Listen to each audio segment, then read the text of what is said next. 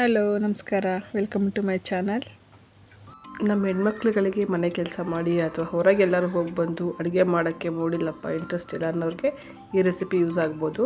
ಸಿಂಪಲ್ಲಾಗಿ ಬೇಳೆ ಮತ್ತು ತರಕಾರಿ ಹಾಕಿ ಸಾಂಬಾರು ಮಾಡೋದು ಹೇಗೆ ಅಂತ ತೋರಿಸ್ಕೊಡ್ತೀನಿ. ತುಂಬ ಟೇಸ್ಟ್ ಕೂಡ ಚೆನ್ನಾಗಿರುತ್ತೆ, ಒಮ್ಮೆ ಟ್ರೈ ಮಾಡಿ ನೋಡಿ. ಇದೇ ತರಕಾರಿಗಳು ಹಾಕಿ ಮಾಡಬೇಕು ಅಂತೇನಿಲ್ಲ, ನಿಮ್ಮನೇಲಿ ಯಾವ ತರಕಾರಿ ಇರುತ್ತೆ ಅದನ್ನೆಲ್ಲ ಹಾಕಿ ಮಾಡ್ಬೋದು. ನನ್ನಲ್ಲಿ ಬೀನ್ಸು ಮತ್ತು ಬೇಳೆ, 2 ಬದನೆಕಾಯಿ, ಹಾಗೆ ಒಂದು ಸ್ವಲ್ಪ ಮೆಂತ್ಯ ಸೊಪ್ಪನ್ನ ತೊಗೊಂಡಿದ್ದೀನಿ. ಒಂದು ಆಲೂಗೆಡ್ಡೆನ ಸಿಪ್ಪೆ ತೆಗೆದು ಕಟ್ ಮಾಡಿ ನೀರಲ್ಲಿ ಹಾಕ್ಕೊಂಡಿದ್ದೀನಿ. 2 ಟೊಮೆಟೊ, 1 ಈರುಳ್ಳಿ, ಸ್ವಲ್ಪ ಕರಿಬೇವಿನ ಸೊಪ್ಪು, ಇಷ್ಟನ್ನು ಸಹ ಕಟ್ ಮಾಡಿ ಇಟ್ಕೊಂಡಿದ್ದೀನಿ. ಹಾಗೆ ನಾನಿಲ್ಲಿ ಮೆಂತ್ಯ ಸೊಪ್ಪನ್ನ ಬಳಸಿದ್ದೀನಲ್ವ, ನಿಮ್ಮಲ್ಲಿ ಸೊಪ್ಪಿದ್ರೆ ಹಾಕ್ಕೊಡಿ, ಇಲ್ಲಾಂದರೆ ಬೇಡ. ಯಾವ ಸೊಪ್ಪು ಹಾಕಿದ್ರೂ ಚೆನ್ನಾಗಿರುತ್ತೆ. ಮೆಂತ್ಯ ಸೊಪ್ಪು, ಪಾಲಕ್ಕು, ದಂಟು ಅಥವಾ ಕೀರೆ ಸೊಪ್ಪು ಯಾವುದಿದ್ರೂ ಹಾಕ್ಕೊಳ್ಳಿ, ಇಲ್ಲ ಅಂದ್ರೂ ನಡೆಯುತ್ತೆ, ಪರವಾಗಿಲ್ಲ. ಹಾಗೆ ಕುಕ್ಕರ್ನ ಬಿಸಿಗೆ ಇಟ್ಕೊಂಡು ಒಂದು 2-3 ಸ್ಪೂನಷ್ಟು ಎಣ್ಣೆನ ಹಾಕ್ಕೊತಾ ಇದ್ದೀನಿ. ಎಣ್ಣೆ ಹಾಕಿ ಬಿಸಿ ಆದಮೇಲೆ ಸಾಸಿವೆನ ಹಾಕ್ಕೋಬೇಕು. ಸಾಸಿವೆ ಎಲ್ಲ ಸಿಡಿದ ಮೇಲೆ ಒಂದು ಅರ್ಧ ಟೀ ಸ್ಪೂನಷ್ಟು ಜೀರಿಗೆನ ಹಾಕ್ಕೊತಾ ಇದ್ದೀನಿ. ಸಾಸಿವೆ ಜೀರಿಗೆ ಎಲ್ಲ ಹಾಕಿದಾದಮೇಲೆ ಕರಿಬೇವಿನ ಸೊಪ್ಪನ್ನ ಹಾಕ್ಕೊಳ್ಳಿ. ಕರಿಬೇವಿನ ಸೊಪ್ಪು ಒಂದು 10 ಎಲೆ ಅಷ್ಟು ಹಾಕ್ಕೊತಾ ಇದ್ದೀನಿ. ಇದ್ರ ಜೊತೆಗೇ ಈರುಳ್ಳಿ ಹಾಕ್ಕೊಂಡು ಚೆನ್ನಾಗಿ ಬಾಡಿಸ್ಕೊಳ್ಳಿ. ಈರುಳ್ಳಿ ಟ್ರಾನ್ಸ್ಪರೆಂಟ್ ಆಗೋವರೆಗೂ, ಹಸಿ ವಾಸನೆ ಆಗೋವರೆಗೂ ಬಾಡಿಸ್ಕೊಂಡ್ರೆ ಸಾಕು. ಈ ರೆಸಿಪಿ ತುಂಬಾ ಚೆನ್ನಾಗಿರುತ್ತೆ, ಟ್ರೈ ಮಾಡಿ. 10 ನಿಮಿಷದಲ್ಲೆಲ್ಲ ಮಾಡ್ಬೋದು. ರಾತ್ರಿ ಊಟಕ್ಕೆ ಕೂಡ ಮಾಡ್ಕೋಬೋದು ಅಥವಾ ಮಧ್ಯಾಹ್ನ ಊಟಕ್ಕೆ ಕೂಡ ಮಾಡ್ಕೋಬೋದು, ಬೇಗನೆ ಆಗುತ್ತೆ. ಈರುಳ್ಳಿ ಎಲ್ಲ ಟ್ರಾನ್ಸ್ಪರೆಂಟ್ ಆಗೋವರೆಗೂ ಬಾಡಿದಾದಮೇಲೆ ಟೊಮೆಟೊನ ಹಾಕ್ಕೊತಾ ಇದ್ದೀನಿ. ಟೊಮೆಟೊ ಕೂಡ ಮೆತ್ತಗಾಗೋವರೆಗೂ ಅಲ್ಲಿವರೆಗೂ ಬೇಯಿಸ್ಕೊಳ್ಳಿ. ಟೊಮೆಟೊ ಎಣ್ಣೆನಲ್ಲೇ ಬೆಂದಷ್ಟು ಮೆತ್ತಗಾದಷ್ಟು ರುಚಿನೂ ಚೆನ್ನಾಗಿರುತ್ತೆ. ಟೊಮೆಟೊ ಎಲ್ಲ ಬೆಂದಿದ್ದಾದಮೇಲೆ ಮೆಂತ್ಯ ಸೊಪ್ಪನ್ನ ಹಾಕ್ಕೊತಾ ಇದ್ದೀನಿ. ಮೆಂತ್ಯ ಸೊಪ್ಪನ್ನ ಸಣ್ಣ ಸಣ್ಣದಾಗಿ ಕಟ್ ಮಾಡಿ ಹಾಕ್ಕೊತಾ ಇದ್ದೀನಿ. ನೀವು ಸೊಪ್ಪನ್ನ ಹಾಕ್ಕೋಬೇಕು ಅಂತೇನಿಲ್ಲ, ಇದ್ರೆ ಹಾಕ್ಕೊಳ್ಳಿ, ಇಲ್ಲದ್ರೂ ಪರವಾಗಿಲ್ಲ.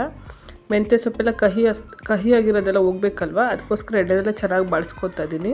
ಎಣ್ಣೆಯಲ್ಲಿ ಬಾಡಿದಷ್ಟು ಕಹಿ ಅಂಶ ಕಡಿಮೆ ಆಗುತ್ತೆ. ನೋಡಿ, ಇದೆಲ್ಲ ಬಾಡಿದೆ, ಚೆನ್ನಾಗಿ ಬೆಂದಿದೆ. ಇದಾದಮೇಲೆ ನಾನು ಬೀನ್ಸ್ನ ಹಾಕ್ಕೊತಾ ಇದ್ದೀನಿ. ಬೀನ್ಸ್ ಒಂದು 10 ಬೀನ್ಸ್ನ ತೊಗೊಂಡಿದ್ದೀನಿ. ಅದನ್ನು ಕೂಡ ಚಿಕ್ಕದಾಗಿ ಕಟ್ ಮಾಡ್ಕೊಂಡಿದ್ದೀನಿ. ಅದ್ರ ಜೊತೆಗೆ ಆಲೂಗಡ್ಡೆ ಮತ್ತು ಏನೇನು ತರಕಾರಿ ತೊಗೊತೀನಿ ಅದನ್ನೆಲ್ಲ ಹಾಕ್ಕೊಂಡು ಚೆನ್ನಾಗಿ ಬಾಡಿಸ್ಕೊಳ್ಳಿ. ಈ ಥರ ಒಮ್ಮೆ ಟ್ರೈ ಮಾಡಿ, ಸಿಂಪಲ್ ಆಗಿರುತ್ತೆ, ಟೇಸ್ಟ್ ಕೂಡ ಚೆನ್ನಾಗಿರುತ್ತೆ.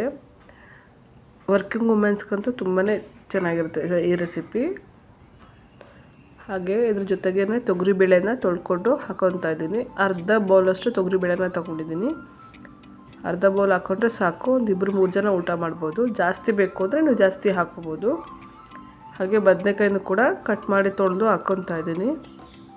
ನಿಮ್ಗೆ ಇಷ್ಟ ಇದ್ದರೆ ಬದನೆಕಾಯಿನ ಹಾಕ್ಕೋಬೋದು, ಇಲ್ಲಾಂದರೆ ಸ್ಕಿಪ್ ಮಾಡಿ.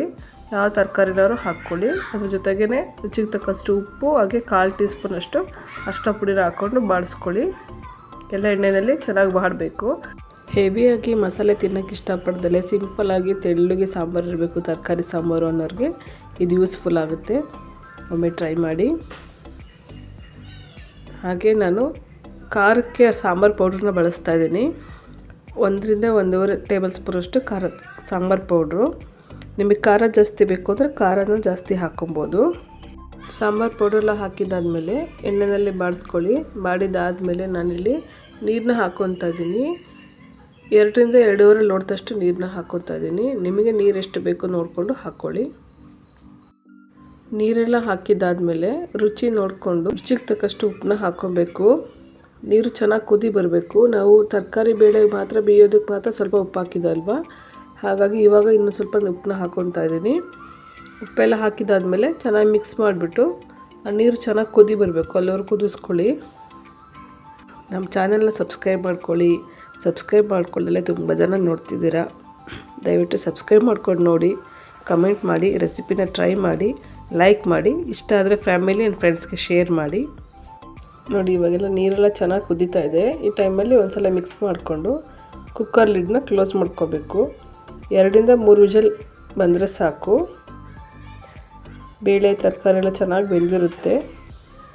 ಎಲ್ಲಾದರೂ ಹೊರಗಡೆ ಹೋಗಿ ಬಂದಿರ್ತೀವಿ, ತುಂಬ ಬೇಜಾರಾಗ್ತಾ ಇರುತ್ತೆ, ಅಡುಗೆ ಮಾಡೋಕ್ಕೆ ಇಂಟ್ರೆಸ್ಟ್ ಇರೋಲ್ಲ ಅಂಥವ್ರಿಗೆ ಒಳ್ಳೆ ರೆಸಿಪಿ ಅಂತ ಹೇಳ್ಬೋದು. ತುಂಬ ಯೂಸ್ಫುಲ್ ಕೂಡ ಆಗುತ್ತೆ.